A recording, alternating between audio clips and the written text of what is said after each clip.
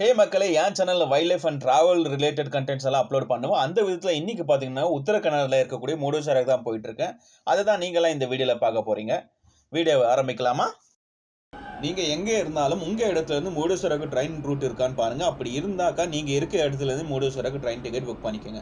அப்படி இல்லைனா பெங்களூரும் டைரெக்டாக போகிறங்க மெஜஸ்டிக் ரயில்வே ஸ்டேஷன்லையுமே போய் புக் பண்ணிக்கலாம். இல்லைனா கன்ஃபார்ம் டிக்கெட் ஆப்லையுமே புக் பண்ணிக்கலாம். அப்படி இல்லைனா உங்களுக்கு எந்த ரயில்வே ஸ்டேஷன் பார்க்குமோ அந்த ரயில்வே ஸ்டேஷனில் போய் புக் பண்ணிக்கலாம். இதுதான் கேஎஸ்ஆர் ரயில்வே ஸ்டேஷன், அதாவது மெஜஸ்டிக் ரயில்வே ஸ்டேஷன். இந்த ரயில்வே ஸ்டேஷனுக்கு சாயங்காலம் 6:50 கிளம்புற ட்ரெயினில் தான் நான் இப்போ முருடேஸ்வரா போயிட்டுருக்கேன். இந்த ட்ரெயின் பார்த்தீங்கன்னாக்கா தினமுமே சர்வீஸ் இருக்குது சாயங்காலம் 6:50க்கு. இதுதான் பார்த்தீங்கன்னாக்கா நான் இப்போ முருடேஸ்வரா போகிற அந்த ட்ரெயின். இந்த ட்ரெயினோட பேருன்னு பார்த்தீங்கன்னாக்கா பஞ்சகங்கா எக்ஸ்பிரஸ். இந்த ட்ரெயின் நம்பரு 16595. இதுவே முருடேஸ்வரிலேருந்து பெங்களூர் வர ட்ரெயின் பார்த்தீங்கன்னாக்கா 7:32க்கு இருக்குது. அங்கேருந்து அந்த ட்ரெயின் நம்பர் பார்த்தீங்கன்னா 16596. பெங்களூர்லேருந்து முருடேஸ்வரா போகிற ட்ரெயின் பார்த்தீங்கன்னா பஞ்சகங்கா எக்ஸ்பிரஸ். அந்த ட்ரெயின் நம்பர் 16595. அதுவே முருடேஸ்வரிலேருந்து பெங்களூர் வர ட்ரெயின் பார்த்தீங்கன்னாக்கா அதே பஞ்சகங்கா எக்ஸ்பிரஸ் தான் 16596. இதுதான் ட்ரெயினோட நம்பர். இந்த நம்பரை யூஸ் பண்ணி நீங்கள் ஈஸியாக இந்த ட்ரெயினை புக் பண்ணிக்கலாம்.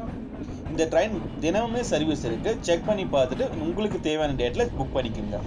நான் பார்த்தீங்கன்னாக்கா ஸ்லீப்பர் கோச் தான் புக் பண்ணியிருந்தேன். இருந்தாலுமே ட்ராவலிங் அப்போ தூங்குறதை விட இப்படி வெளியே வேடிக்கை பார்த்துட்டு வரதா எனக்கு ரொம்பவுமே பிடிக்கும். ஸோ காத்தால பொழுது விடிஞ்சதுமே முகத்தை கழுவிட்டு இப்படி டோர் கிட்ட வந்து நின்றுக்கிட்டேன். ட்ரெயினுக்குள்ளேருந்து வெளியே வேடிக்கை பார்த்துட்டு வரது ஒரு மாதிரி ஜாலியாக தான் இருக்குது. இதுதான் முருடேஸ்வரா ரயில்வே ஸ்டேஷன். இந்த ரயில்வே ஸ்டேஷன் கிட்ட இருந்த முருடேஸ்வரா கோவில் ஒரு 2 கிலோமீட்டருக்கு. இங்கேருந்து லோக்கல் டிரான்ஸ்போர்ட் சர்வீஸ்ன்னு பார்த்தீங்கன்னாக்கா ஆட்டோ மட்டும் தான் இருக்குது. ஸோ இங்கேருந்து நம்ம ஆட்டோ பிடிச்சி தான் கோவில் வரைக்கும் போக வேண்டியதாக இருக்கும். முருடேஸ்வரர் ரயில்வே ஸ்டேஷனை தாண்டிங்கனாக்கா இந்த கோவிலோட ஆர்ச் வந்துடும். இங்கேருந்து தான் முருடேஸ்வரா கோவில் வரைக்குமே 2 கிலோமீட்டர் இருக்குது. இது நடுவில் ஏதாவது நீங்கள் ரூம் எடுத்துக்கலாம். இல்லைனா நீங்கள் ஏற ஆட்டோக்காரையே கேட்டீங்கன்னா அவங்களே ஏதாவது ரூம் கிட்ட கூட்டிகிட்டு போவாங்க உங்களை.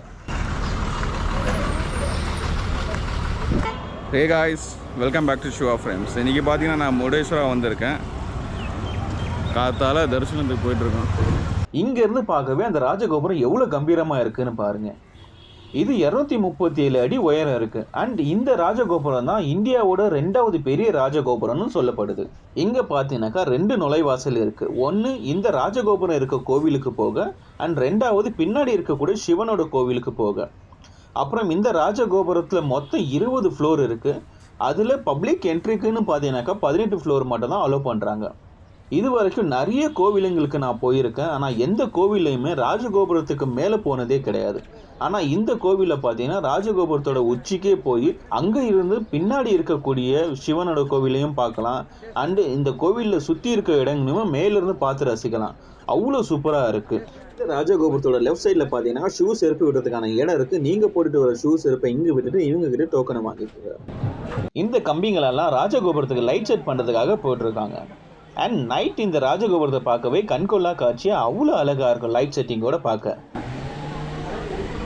கோவில் உள்ளே வந்த உடனே நிறைய இடங்களில் ஃபோட்டோகிராஃபி அண்ட் வீடியோகிராஃபி நாட் அலௌடுன்னு போட்டிருப்பாங்க. ஸோ நீங்கள் கருவறைக்குள்ளே இருக்க எந்த கடவுள் சிலைகளையும் ஃபோட்டோவோ இல்லை வீடியோவோ எடுக்கக்கூடாது. பட் இப்படி கருவறையை தவிர வெளியே இருக்க இடங்களில் நீங்கள் வீடியோவோ ஃபோட்டோவோ தாராளமாக எடுத்துக்கலாம். யாருமே ஏதோ சொல்ல மாட்டாங்க. ஸோ கருவறையை தவிர நீங்கள் வெளியே எங்கே வேணாலும் ஃபோட்டோவும் வீடியோவும் எடுத்துக்கலாம். இந்த ராஜகோபுரத்தை போய் பார்க்க இங்கே தான் என்ட்ரி டிக்கெட் வாங்க வேண்டியதாக இருக்கும். சின்ன பசங்களுக்கு 10 ரூபா அண்ட் பெரியவங்களுக்கு 20 ரூபான்னு சார்ஜ் பண்ணுறாங்க. இந்த லிஃப்டோட டைமிங்குன்னு பார்த்தீங்கன்னாக்கா காத்தால 7 மணிலேருந்து மத்தியானம் 12:45 வரைக்கும் இந்த லிஃப்ட் ஆப்ரேட்டிங்கில் இருக்கும். அப்புறம் திரும்பவும் மத்தியானம் 3 மணிலேருந்து சாயங்காலம் 7 மணி வரைக்கும் இந்த லிஃப்ட் ஆப்ரேட்டிங்கில் இருக்கும்.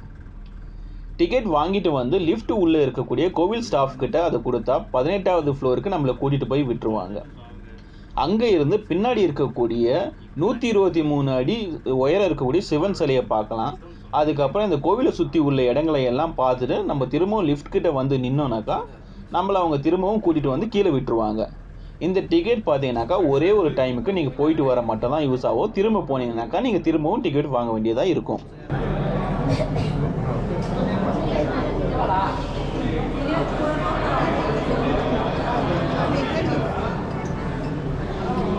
இதுதான் பார்த்தீங்கன்னா முருடேஸ்வரில் இருக்கக்கூடிய அந்த சிவன் சிலை. இந்த சிலை பார்த்தீங்கன்னாக்கா 123 அடி இருக்குது.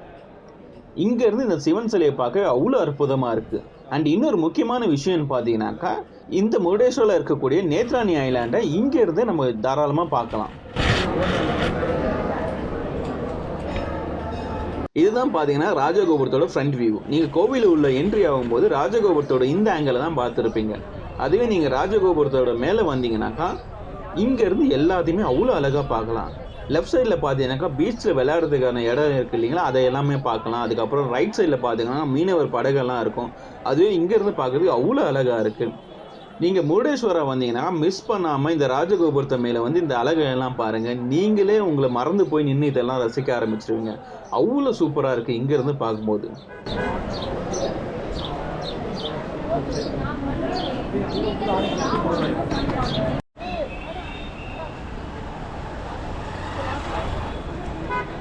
கடைசியாக இங்கே முருடேஸ்வரர் தரிசனம் முடிஞ்சிச்சு.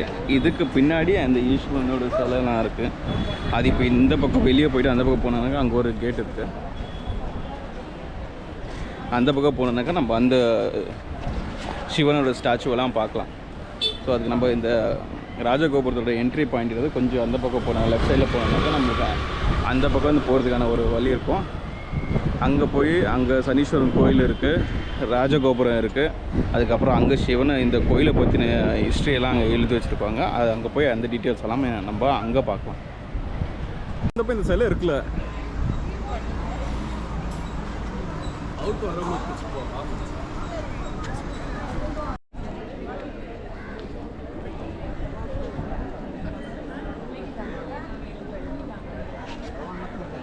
ரெண்டாவது நுழைவாசல் வழியாக வந்தால் இங்கே இருக்கக்கூடிய சிவன் கோவிலுக்கு வரலாம். அண்ட் இந்த சிலை தான் பார்த்தீங்கன்னாக்கா இந்த கோவிலோட ஒன்லைன் ஸ்டோரின்னே சொல்லலாம். சிவலிங்கத்தை கையில் வச்சுட்டு இருக்கிறதுன்னு பார்த்தீங்கன்னாக்கா ராவணன். அண்ட் அந்த சிவலிங்கத்தை வாங்குறதுன்னு பார்த்தீங்கன்னாக்கா கடவுள் விநாயகன். இந்த கதையை மொத்தமாக இங்கே இருக்கக்கூடிய குகையில் சிலைகள்லாம் வடித்து வச்சுருக்காங்க. அது அடுத்து வருது பாருங்க. இந்த குகையில தான் பார்த்தீங்கன்னாக்கா இந்த முருடேஸ்வர கோவில் உருவான முழு கதையுமே இருக்குது. ராவணன் கையில இருந்த அந்த ஆத்மலிங்கத்தை கடவுள் விநாயகர் தந்திரமா வாங்கி கீழே வச்சதுக்கு அப்புறம் அந்த ஆத்மலிங்கத்தை ராவணன் திரும்பவும் எடுக்க முயற்சி பண்ணப்போ அந்த ஆத்மலிங்கம் 5 பீஸா உடைஞ்சு அந்த 5 ஆத்மலிங்கத்துக்குமே 5 கோவில் உருவான வரைக்கும் முழு கதையுமே இந்த குகையில சிலைகளா வடிச்சு சொல்ல முயற்சி பண்ணியிருக்காங்க. ஸோ மிஸ் பண்ணாம பாருங்க, உங்களுக்கு அந்த ஆத்மலிங்கத்தோட ஸ்டோரி தெளிவா புரியும்.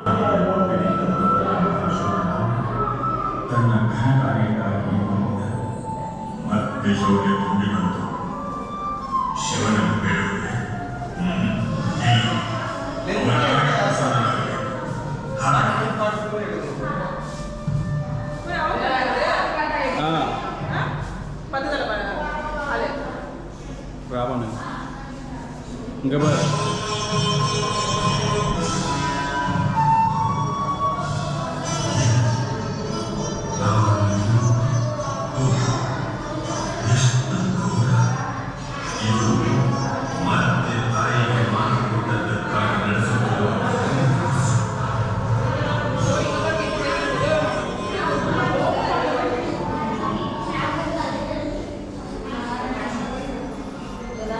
நம்ம ஏற்கனவே வந்திருக்கேடா இங்கே. அதான் ஜாலியாக ஒரு ரியாக்ஷன் இல்லை ஃபேஸில்.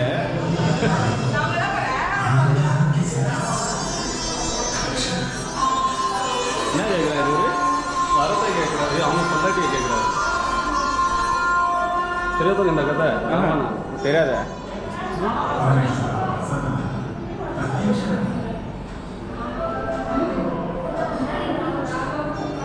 எது காலியை கூப்பிட்டாங்க உள்ள?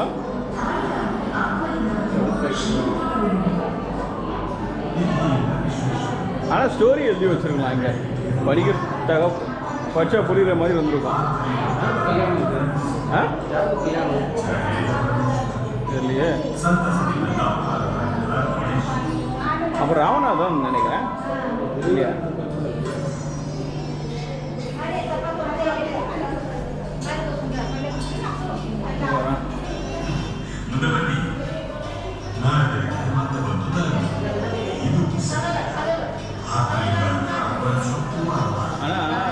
ரொம்ப கோயிலில் நான் எங்கேயுமே இந்த மாதிரி பார்த்ததில்லை. ராவணனுக்கு சிலைங்க ஒரு தலையும் வெட்டி வெட்டி ஓ இந்த சீனை கவனிக்காம போயிட்டேனே.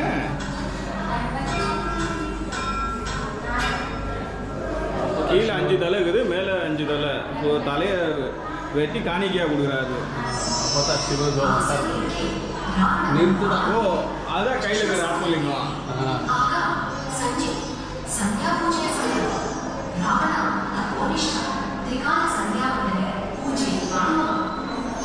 ஆமாம், அது கான்செப்ட் எப்படி வருதுன்னு சொல்லு. நீ உன்னை கொடு, இல்லைன்னா நான் என்ன கொடுக்குறேன் பண்ணி வாங்கிட்டாங்க. இது நல்லா இருக்கும்மா. இப்போ இருக்கிற ஒரு வழியாக என்ன அது சொல்கிறது, ஒரு மாடலில் பண்ணுற கணேச சிலைகள்லாம் அந்த ஃபீலே இருக்கிறதுல ஏதோ டைல்ஸில் பண்ண மாதிரி இருக்கும். ஆனால் இந்த சிலை பாரு அப்படியே பார்க்க நேச்சுரலாக இருக்குது.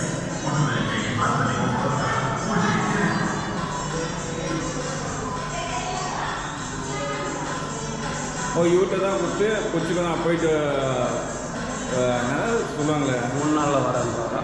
3 நாளில் இல்லை, அந்த சாயங்காலம் அவங்க பிராமணருக்கு ஒரு விஷயம் செய்வாங்க பாரு, பூஜை பண்ணுறது நான் புனஸ்காரம் வந்து சொல்லுவாங்களா, அது இவர் வரும்போது சாயங்காலம் ஆக்கி விட்ருவார் அவர் விஷ்ணுவா. ஸோ இவர் சாயங்காலம்னா அவங்க டெய்லி பூஜை பண்ணுற மாதிரி ப்ரேயர் பண்ணோம். Okay okay okay. அந்த டைமில் தான் என்ன பண்ணார், விநாயகர் கையில் இந்த மாதிரி வரும், விநாயகர் கையில் சிலையை கொடுத்துட்டு அவர் சாயங்காலம் ப்ரேயர் பண்ண போவார். அவர் பார்த்தா அந்த கேப்பில் கீழே வச்சுருவார். அதான் ஆத்மலிங்கம். கீழே வச்சுட்டு பாரு, கீழே வைக்க போகிறாரு அவர் வானா அது அதுலேயே வச்சுருவார் இவர். அதுக்கு தான் நான் வந்தார் அவர். ஆனால் அதுக்கு முன்னாடி ஒரு டர்ம்ஸ் அண்ட் கண்டிஷன்ஸ் இருக்கும் அவங்களுக்குள்ள. நான் 3 வாட்டி கூப்பிடுவேன், நீ வரலனாக்கா நான் கீழே வச்சுருவேன் ஆத்மலிங்கத்தை. இங்கே பாரு கீழே வச்சாரு.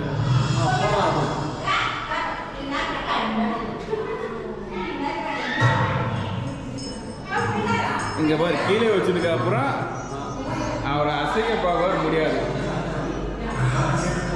இந்த மாதிரி இந்த லிங்கத்தை தான் ஆத்மலிங்கம் கீழே வச்ச உடனே அது உடைக்க ட்ரை பண்ணுவார், முடியாது. அது உடஞ்சி பீஸாக செதுறது தான் இது. இங்கே பாரு 5 பீஸாக செதுறோம். 5 பீஸும் ஒரு கோயிலில் இருக்கும். கோகர்னாலேயும் இருக்குது, ராஜேஸ்வர், ராஜேஸ்வர், குணவெங்கடேஸ்வர், அப்புறம் முருடேஸ்வர். அங்கே உடைய பீஸுகள் 5 செதுற இடம் தான் இந்த 5 கோயில் இருக்கிற இடமும்.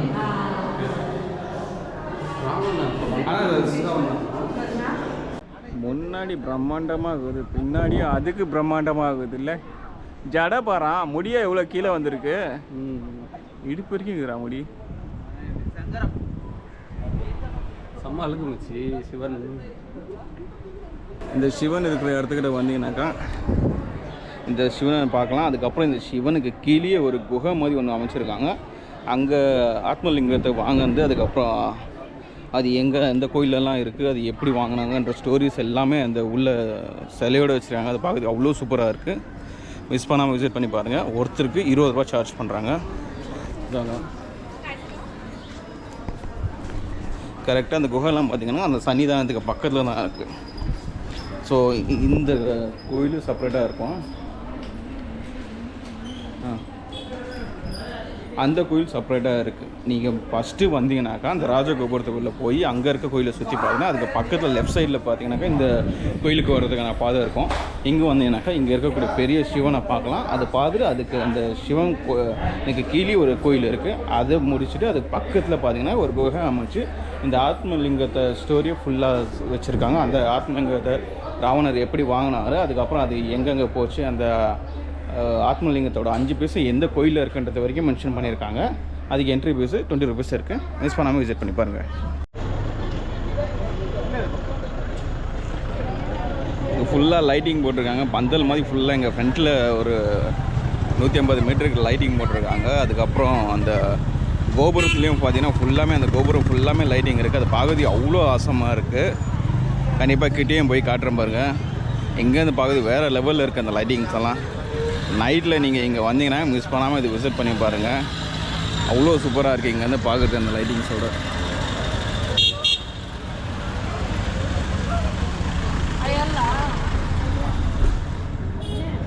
முருடேஸ்வராவுக்கு வந்தால் மிஸ் பண்ணவே கூடாது சீன். இதெல்லாம் அவ்வளோ சூப்பராக இருக்குது அங்கேருந்து பார்க்குறதுக்கு. இது அந்த கோவிலோட தேர். இந்த கோவில் தான் தெரில. ஆமாம், அதிகமாக எனக்கு தெரிஞ்சு இது சிவன் கோவில் தான் இருக்கணும். இது இருக்கு.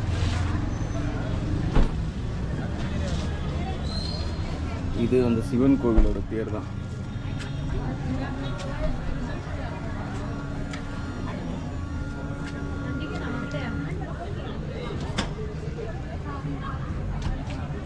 சூப்பராக இருக்குது பார்க்குறதுக்கு.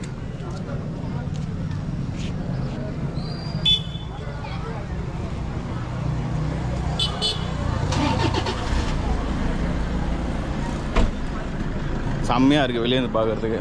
ஆனால் இது தேரோட ஃபுல்லாக பார்க்குறது இன்னும் சூப்பராக இருக்கும்.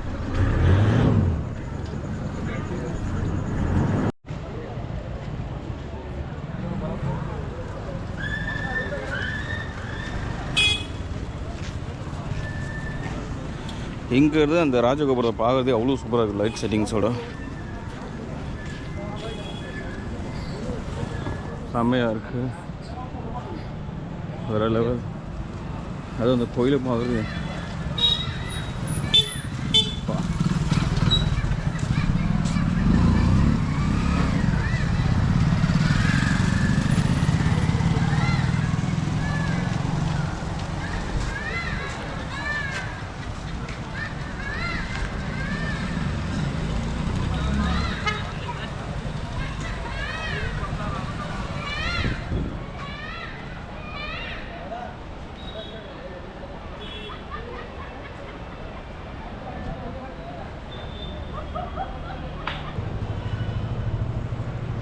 இந்த லைட் செட்டிங்லாம் எனக்கு தெரிஞ்சு பார்த்தீங்கன்னா இப்போது டிசம்பர் 13க்கு கார்த்திகை தீபம் வருது.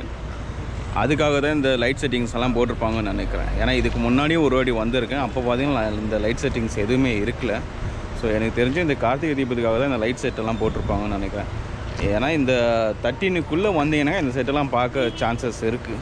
அதுக்கப்புறம் கிடைக்கிறது கஷ்டம் தான். ஏன்னா இந்த கார்த்திகை தீபத்துக்கு போட்டிருந்தாங்கனாக்கா நீங்கள் வரும்போது அது தாண்டி வந்தீங்கன்னா அதுக்கப்புறம் அதை பார்க்குறதுக்கு கஷ்டம்.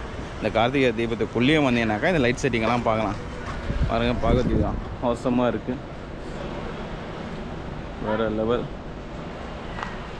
முருடேஸ்வரா வரவங்க இப்போ மிஸ் பண்ணவே கூடாத ஒரு லுக் இது.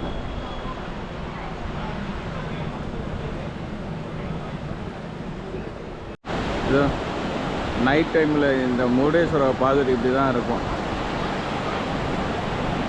அந்த கோபுரம் ஃபுல்லாமே அந்த லைட் வெளிச்சத்தில் அவ்வளோ அற்புதமாக தெரியுது இங்கேருந்து பார்க்குறதுக்கு. அதெல்லாம் என்ன சொல்லுவாங்களே, ஜெகஜோதியாக இருக்குது பார்க்குறதுக்கே.